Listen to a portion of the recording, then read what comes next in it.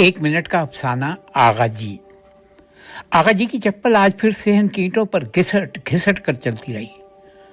میں جانتی تھی یہ آواز تھکن کی نہیں، دل کی بے چینی کی تھی۔ ہر شام وہ دروازے تک جا کر رک جاتے جیسے کسی آہٹ کے منتظر ہوں۔ وہ آئے گی دیکھ لینا، ایک دن ضرور لوٹ کر آئے گی، وہ خود سے کہتے اور واپس آ کے پلنگ کے کنارے بیٹھ جاتے۔ میں ان کے جھریوں بھرے چہرے میں امید کی ہلکی سی روشنی ٹمٹماتی دیکھتی۔ پھر ایک دن دھوپ ذرا نرم تھی اور ہوا میں پکے آموں کی خوشبو تھی۔